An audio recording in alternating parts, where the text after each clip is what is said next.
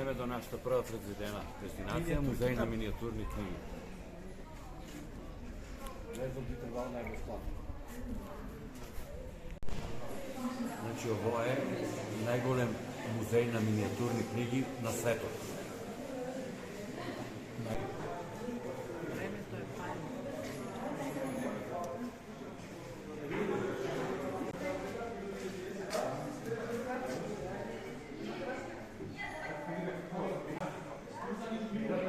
По жанрови са, таму имаше од Америка поклонети книги, тука од Русија, тука литература.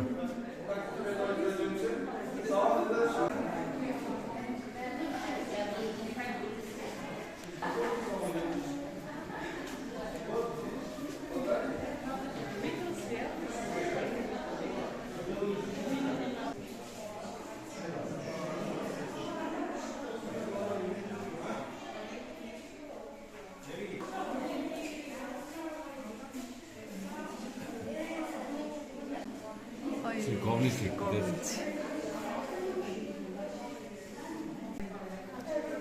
Кој? Од Библијата. Ама е темби И Курано, ја го ја. А во се религиозни. Горе со кршчето, колку су малечки. Религиозни. Са раритети. И гледава црвенката. Спрема мојот прстен.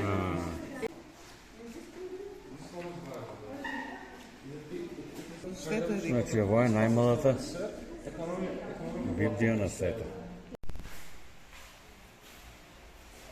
Ово се, значи, минијатурни книги у Белорусија објавени. Поголема. И тук има долу Библија. Тук има од Македонија. Да, ама не знам која.